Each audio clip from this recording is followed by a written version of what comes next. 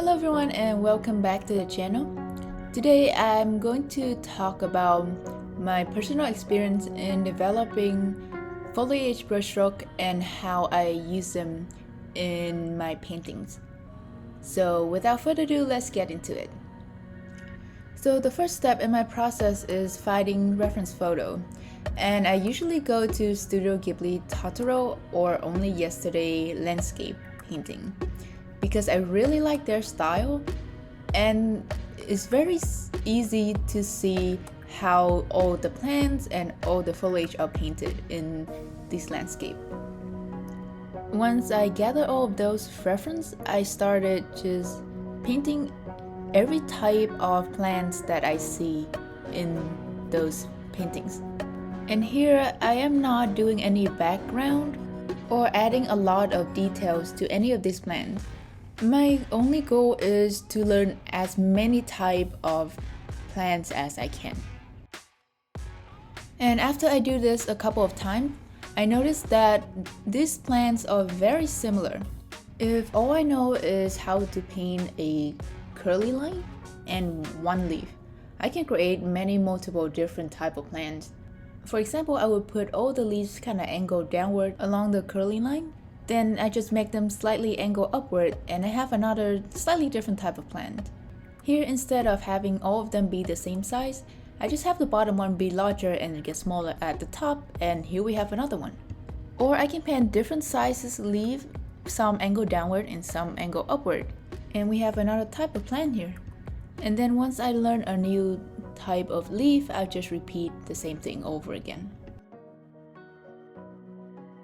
There are also a lot more things that you can do. For example, instead of having only one branch, your plant could have one main branch and a couple little ones branching out from that main one.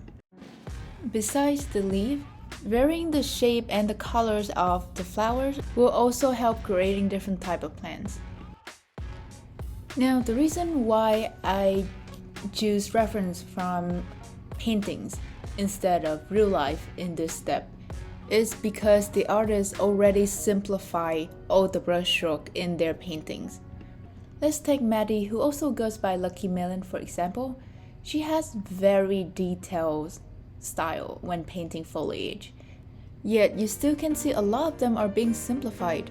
For example, the tree on the top left, she doesn't paint out each individual leaf of the trees. It's mostly look like just getting a flat brush and do some downward brushstroke there. So it is a lot easier for me to see and understand how to simplify foliage when I see them. It also helped me learn that which type of brushstroke would create a certain type of leaf. I also get asked sometimes that what type of brush that I use when I paint foliage. And to be honest, I think you can get away with painting most of them with pretty much any common brush type that you see. For example, here when I use a flat brush, I can make a pretty big flat wash here, but then when I turn my brush, I can also get a pretty thin line using the side of the brush. The same goes for my ankle brush here, as you can see. I would say the only difference is at the start of the brushstroke, where at the flat brush you get a pretty much straight line down versus the other one where there's a little bit more angle to it. Also, personally, I find round brush is a little bit less versatile because I cannot get those big flat wash at the beginning. I would highly suggest painting the same plant using different type of brush. It's good practice to understand what type of stroke you can make with each type of brush. Also, sometimes you may find that a flat brush, for example, only need one stroke to make a certain type of leaf, versus if you use a round brush, you may need a couple strokes. Then when I do this exercise a couple times, then instead of finding reference from paintings, I start finding reference from actual real life by just taking my own photos or look it up on Google's. Also, if you ever wonder where I get some of those weird plants at the end there, it's from Eruda Art, who is probably my favorite artist. His stuff is a little bit more fantasy and magical. I love studying his art, but I do have to keep in mind that some of these plants may not look like they come from the same world that we live in. So now after we already have our own library of all these types of plants, let's try to put some of them in the same painting. Here I'm using wet on wet technique just because I find it a little bit faster, but you can also do it using wet on dry.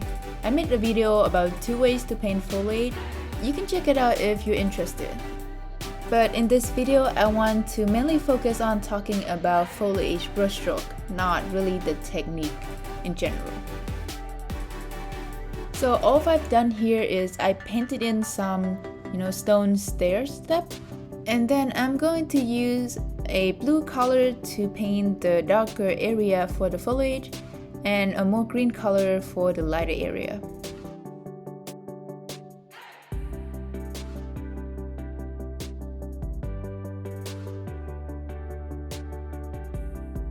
Now once I got my background, I'm just start using a dark green for some of the leaf that will be in the shadow.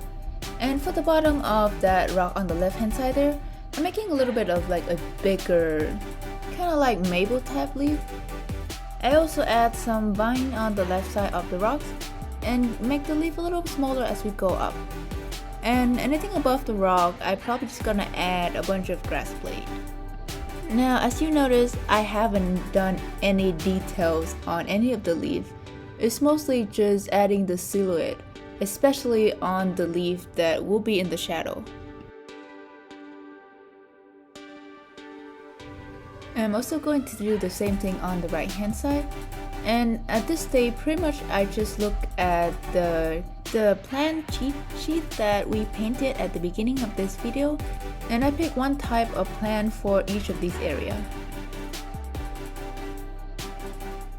Now I'm adding a lighter layer of leaves on top of the one I added before. You can kind of see them a little bit better, but still I'm not adding any details yet, it's just silhouette. I like to save the details for the very last layer.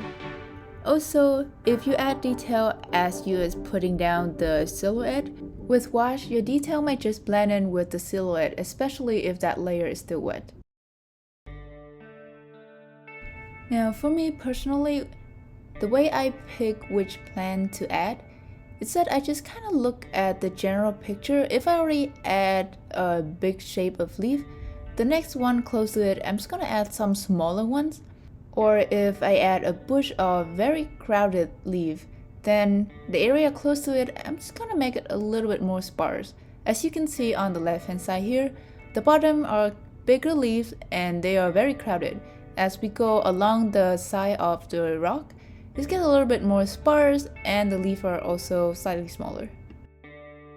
Now this may look a little bit intimidating because of how crowded everything is, but I promise if you do a lot of the exercise that we did at the beginning, you can see that all I'm doing here is just pick one type of plant in the cheat sheet and then add a bunch of them in a certain area.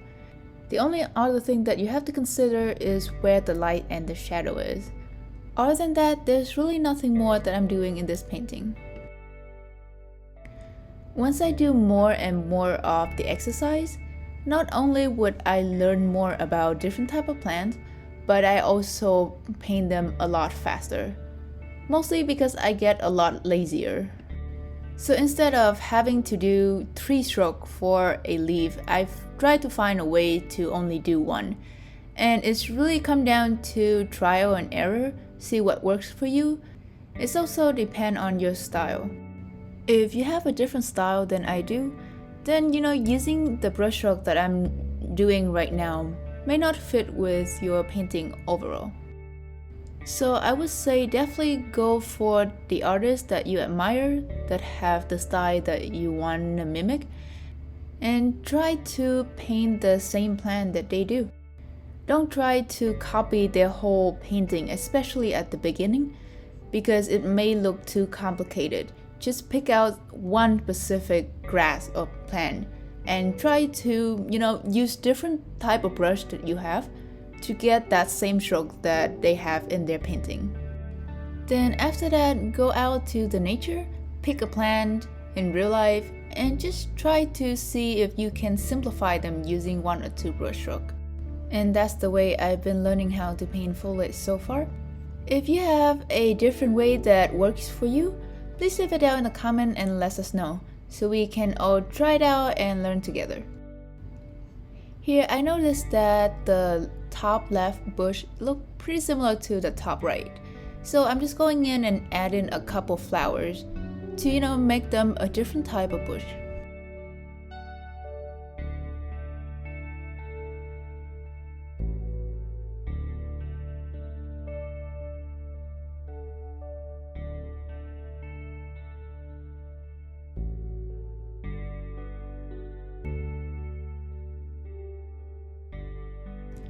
And I usually save the highlight and the most details leave for the area that I want the most contrast and I want the viewer to look at the most.